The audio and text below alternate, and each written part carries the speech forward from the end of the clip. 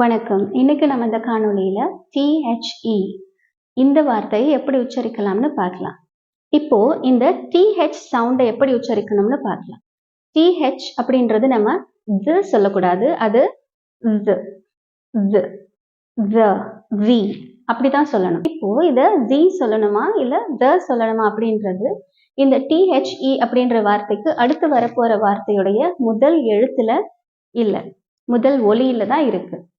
இந்த THE அப்படின்ற இந்த வார்த்தைக்கு அடுத்து வரப்போற வார்த்தையுடைய முதல் ஒலி கான்சனன்ட்ல ஸ்டார்ட் ஆச்சுன்னா அதை நம்ம the சொல்லணும். The teacher, the board. ஆனா இதுவே THE அப்படின்ற இந்த வார்த்தைக்கு அடுத்து வரப்போற வார்த்தையுடைய முதல் ஒலி vowel சவுண்டா இருந்துச்சுன்னா the umbrella, the intelligent அப்படின்னு சொல்லலாம். நம்ம the அப்படின்ற வார்த்தையை vowel சவுண்டுக்கு முன்னாடி உச்சரிக்கும் பொழுது 2 ரூல்ஸ் ஃபாலோ பண்ணணும். நம்பர் 1, 2 வார்த்தைகளையும் கனெக்ட் பண்ணி பேசணும். கண்டினியூஸ் ஃப்ளோவா இருக்கணும். நடுவில் ஸ்டாப் பண்ணக்கூடாது. The other, the other, the other அப்படி சொல்லக்கூடாது. தி அதர் சொல்லக்கூடாது. த அதர் சொல்லக்கூடாது. The other, the other. And number 2, இந்த 2 வார்த்தைகளுக்கு நடுவில் இணைக்கிறதுக்கு ஒரு சவுண்ட் சேர்த்துக்கணும். The other, the other. இப்போ இதுக்கு ஆன்சர் ட்ரை பண்ணலாமா? யூனிவர்சிட்டி. யூனிவர்சிட்டிக்கு முன்னாடி தி சொல்லணுமா இல்ல த சொல்லணுமா? த யூனிவர்சிட்டி தான். பிகாஸ் யூனிவர்சிட்டின்றது யூல ஆரம்பிக்குது. அது கான்சனன்ட் சவுண்ட், அது வவல் சவுண்ட் கிடையாது. அதனால அது த யூனிவர்சிட்டி தான் சொல்லணும். ஆனரபிள். ஹெச் கான்சனன்ட் தான், ஆனா இங்க ஹெச் சைலண்ட் ஆயிடுது இல்லையா? அதோடைய முதல் ஒலி என்னவா இருக்கு? ஆவா இருக்கு. ஃபைன். ஆனரபிள். அதனால the honorable, the honorable, and then European.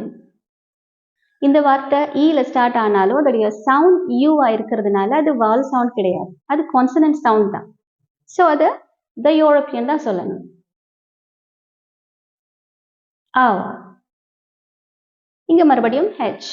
இங்க ஹெச் கான்சனன்ட் ஆயிருக்கு, ஆனா ஹெச் சைலண்ட் ஆயிடுது இல்லையா? அதனால ஆவா தான் சொல்றோம். ஸோ இது the are. vowel soundல start ஆகிறதுனால the are. The family. The family. The other. The other. The shop. The shop.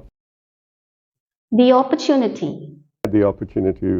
So இப்போ consonant soundக்கு நம்ம the யூஸ் பண்ணணும் and vowel soundக்கு the யூஸ் பண்ணணும்னு பார்த்தோம். இப்போ consonant vowel sound அப்படின்றத தவிர்த்து மூணாவதா ஒரு emphatic use of the பத்தி பார்க்கலாம்.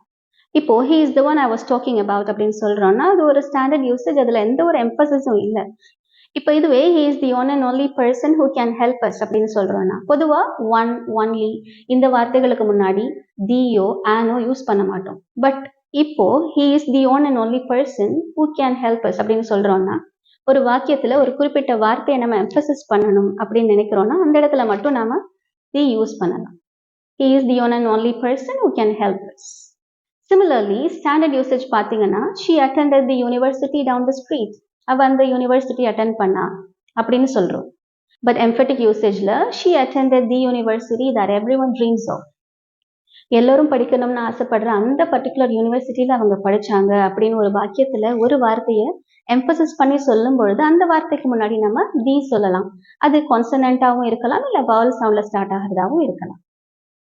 ஸோ ஞாபகம் வச்சுக்கோங்க, கான்சனன்ட் சவுண்டுக்கு முன்னாடி the சொல்லணும் அண்ட் vowel சவுண்டுக்கு முன்னாடி the சொல்லணும். இது தவிர்த்து ஒரு வாக்கியத்துல ஒரு குறிப்பிட்ட வார்த்தையை எம்பசைஸ் பண்ணணும் அப்படின்னாலும் அதுக்கு நம்ம the சொல்லலாம்.